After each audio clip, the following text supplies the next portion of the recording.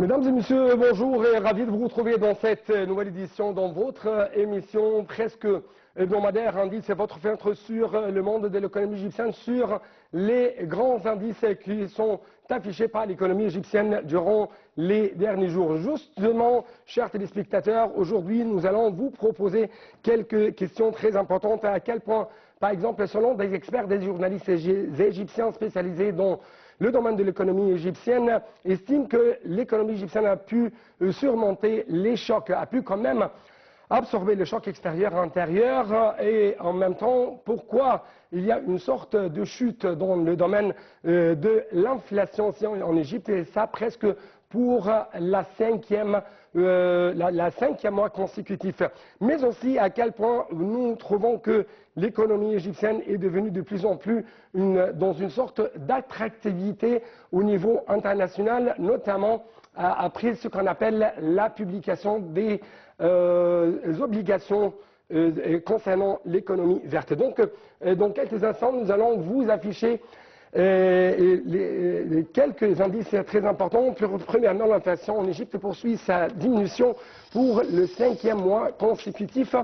En fait, le taux d'inflation annuel a chuté à 25,2% contre 38,2% en juillet 2023. Donc, toujours, ça sera une sorte de question qu'on va poser durant cette édition, mais on trouve que quand même, la Banque centrale d'Égypte a annoncé qu'en juillet 2024, la hausse de la valeur des réserves de change de l'Égypte qui ont connu également une sorte d'augmentation pour le 23e mois consécutif. Nous devons souligner cet indice. D'autre part, on trouve que les réserves de change de l'Égypte ont continué d'enregistrer des chiffres historiques sans précédent à la fin du mois de juillet dernier, atteignant ainsi le niveau le plus élevé jamais atteint, un niveau historique réalisant 46,48 milliards de dollars en juillet 2024. Donc, nous allons quand même vous proposer les raisons qui ont poussé, si je peux dire, à la hausse de cet indice. C'est une hausse de 13,39 milliards de dollars depuis août 2022 avec un taux de croissance supérieur environ de 40%. La Banque centrale d'Égypte a annoncé une augmentation de 65,9% des envois des Égyptiens travaillant à l'étranger en juin dernier pour le 4e mois consécutif. Ils ont atteint environ 2,6 milliards de dollars contre environ 1,5 milliard de dollars en juin 2023. La Banque centrale d'Égypte a expliqué que les envois de fonds des Égyptiens ont plus que doublé par rapport à ce qu'ils étaient avant les mesures de réforme prises le 6 mars 2024 pour atteindre environ 1,3 milliard de dollars en février 2024. Donc, comme vous trouvez, il y aura d'autres indications très importantes. On va proposer justement le ministre de l'Investissement du Commerce extérieur, l'ingénieur Hassan Al-Khatib, a confirmé que le lancement du marché réglementé pour le commerce volontaire du carbone en Égypte contribue à accroître l'attractivité de l'économie égyptienne pour les investissements financiers. Et ça, comme vous trouvez, chers téléspectateurs, sur l'écran,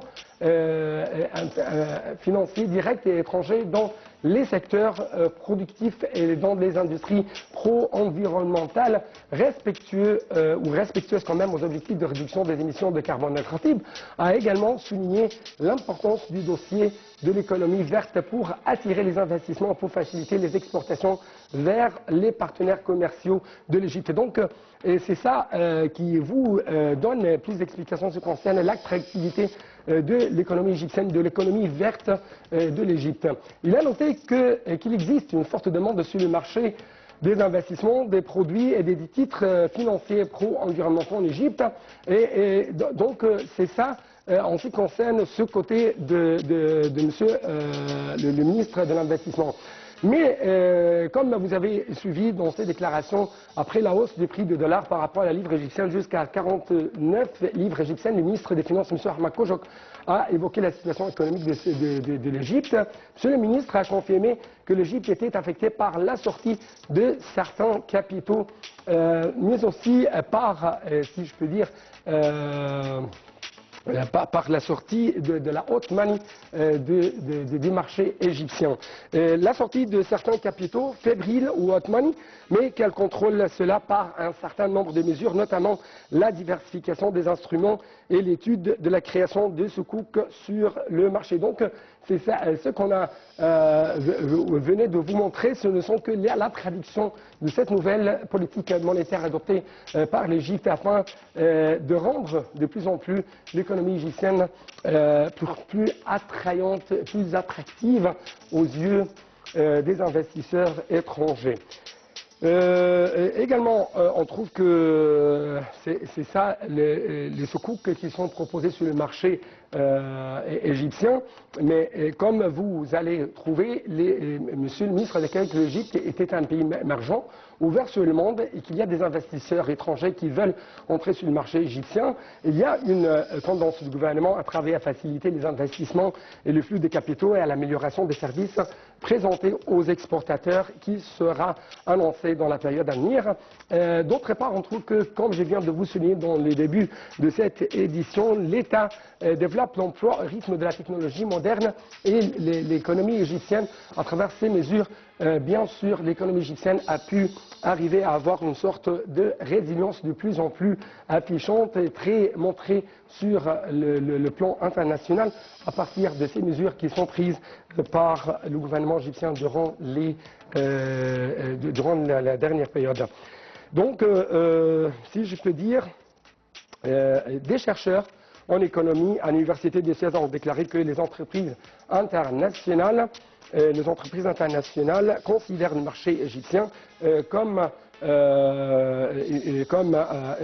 l'un des plus grands marchés en termes de volume de consommation dans le domaine des téléphones mobiles, mais aussi en plus d'être un marché compétitif au terme de la disposition de la main d'œuvre avec des prix compétitifs. Donc j'ai actuellement en ligne de NAL TV International Monsieur Nasser Taha, notre grand économiste. Monsieur Nasser Taha, Monsieur Abdel Nasser Taha, vous êtes toujours le bienvenu sur NAL TV International. Merci beaucoup pour nous rejoindre à travers la ligne. Merci pour vous. Merci beaucoup, monsieur. Donc, pourquoi des journalistes égyptiens estiment que l'économie égyptienne a pu absorber les chocs extérieurs qui a été frappé par les différents, si je peux dire, les chocs extérieurs et intérieurs? Pourquoi? Est-ce que vous avez des explications? En fait, c'est très direct et très simple que un grand agrément a été effectué d'investissement dans le Côte Nord avec des investisseurs émiratiens qui ont pu alléger un petit peu et augmenter l'investissement en Égypte dans les quelques dernières... Oui. Monsieur Abdel Nasser Taha. Monsieur Abdel Nasser Taha, est-ce que vous m'entendez? Monsieur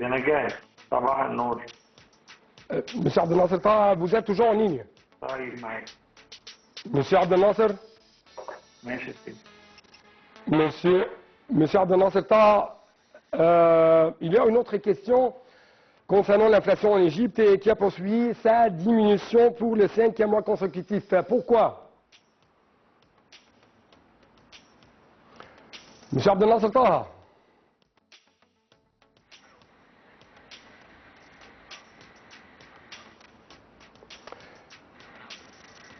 Donc, on va recontacter encore une fois Monsieur Abdel Nasser Taha et chers téléspectateurs, jusqu'à ce que nous pouvons parvenir à Monsieur Abdel Nasser Taha. Je crois qu'il est actuellement en ligne. Monsieur Abdel Nasser Taha. Est-ce que vous m'entendez bien? Monsieur Abdel Nasser. Monsieur Abdel Nasser Taha, concernant l'inflation. Il s'avère que M. Abdel Nasser Taha n'a pas pu nous écouter actuellement. Et donc, si je peux vous montrer quelques indices également concernant les derniers chiffres et les derniers indicateurs concernant la performance de l'économie égyptienne. Des chercheurs, encore une fois, en économie à l'Université de Suez ont déclaré que les entreprises internationales considèrent le marché égyptien comme l'un des plus grands marchés en termes de volume, en termes de consommation, dans le domaine des téléphones mobiles, en plus d'être un marché compétitif au terme de la disposition de la main-d'œuvre et avec des prix compétitifs. Ils ont. Donc, Monsieur Abdel Fattah, vous êtes actuellement en ligne, encore une fois. Ok, merci. Monsieur Abdel Fattah, je parle de l'inflation. Pourquoi il y a une sorte de chute pour le 5e mois consécutif dans le taux d'inflation en Égypte? Moi, au contraire, je vois que l'économie égyptienne a eu une durée de pression énorme et maintenant c'est beaucoup plus allégé par rapport à la situation de cette économie depuis 3 ou 4 mois.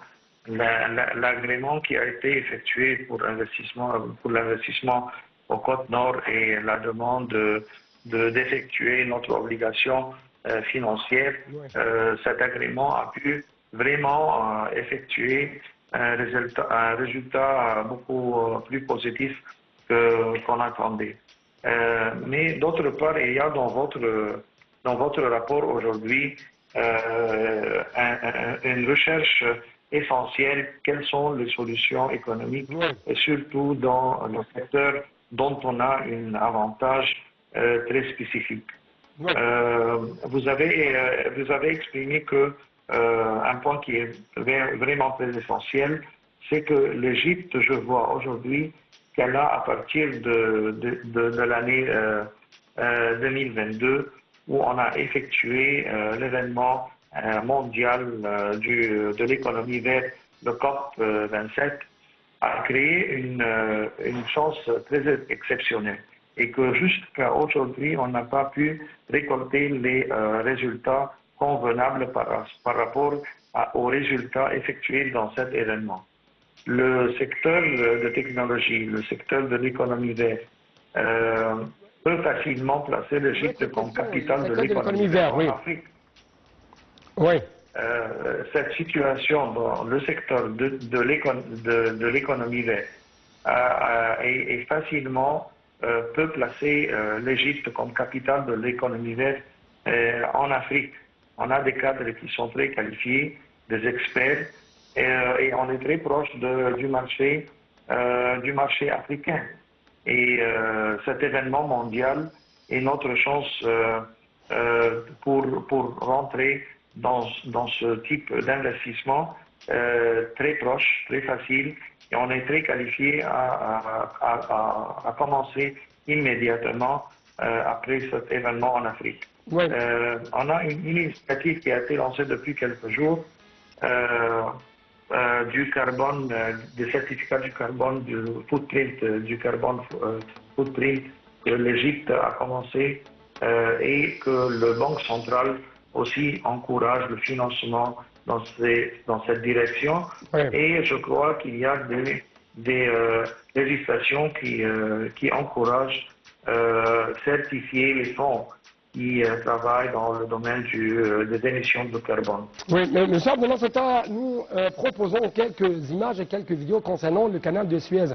Et il y avait, si je puis dire, des tendances, des efforts déployés par le gouvernement égyptien afin de rendre cette zone économique en tant qu'une zone économique verte, non seulement au niveau régional, mais aussi au niveau international. Comment ça rendre de plus en plus l'économie égyptienne compétitive, notamment avec ce qui a été fait durant la dernière période concernant la formation et le développement de la main-d'œuvre égyptienne au niveau de critères technologiques les plus sophistiqués, les plus modernes. On parle de la canal de Suez essentiellement dans la partie qui concerne la zone économique plutôt que la chaîne maritime. Maintenant, on ne va pas parler de la chaîne maritime parce que notre développement économique est basé sur le développement de la zone économique de la canal de Suez, qui dépasse les 400 millions de mètres carrés. L'objectif était jusqu'à présent était vraiment très clair. On veut développer une zone économique compétitive par rapport à notre position mondiale. Mais la stratégie de développement n'a jamais été claire. Et jusqu'à présent, on sait, par rapport aux informations que j'ai personnellement, quelle est la stratégie, quel est le plan. Jusqu'à présent, à mon avis, j'ai jamais vu une stratégie et un plan définitif comment on va commencer le développement. Et l'objectif ne peut jamais être suffisant. Oui. Donc, qui est responsable de lancer cette stratégie? Qui est responsable de lancer ce plan? La définition de ce point peut répondre à votre question. Oui. Mais à quel point vous trouvez qu'il y aura une sorte de nouvelle politique adoptée de la part de ce nouveau gouvernement de Dr Moustapha Madbouli pour résoudre les problèmes des investisseurs, pour arriver à éliminer tout obstacle devant l'afflux des investissements étrangers, directs ou indirects, les investissements locaux, régionaux, internationaux vers l'économie égyptienne? Le programme ou le plan de la nouvelle gouvernement n'est pas lancé jusqu'à présent, n'est pas publié jusqu'à présent. Je crois qu'après quelques mois, 2 mois, il pourra être beaucoup plus clair. L'encouragement de l'industrie, ça paraît comme objectif, mais pas de plan. L'encouragement des investisseurs pour travailler sur une infrastructure exceptionnelle dans la région n'a jamais été lancé jusqu'à présent.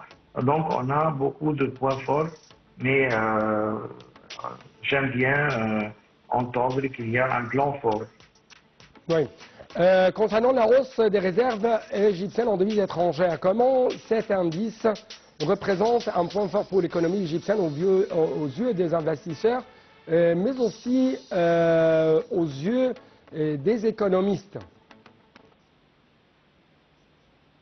Je considère, moi je ne suis pas dans le domaine de financement et expert, mais je vois qu'on a, quand vous avez commencé votre rapport, qu'on a pu dépasser des obstacles très durs depuis quelques mois, et ça a été essentiellement à partir de la création de nouvelles solutions pour l'investissement, surtout le grand contrat qui a été effectué dans le côte nord. Mais quelles sont les réglementations, quels sont les changements législatifs pour encourager les autres États économiques? Je crois que le nouvel gouvernement doit travailler sur cette question et avoir un plan très définitif. Oui, M. Abdellah Safar, merci beaucoup pour de telles explications de votre part. Et avec ça, chers téléspectateurs, nous devons clôturer cette édition. Merci, à la prochaine.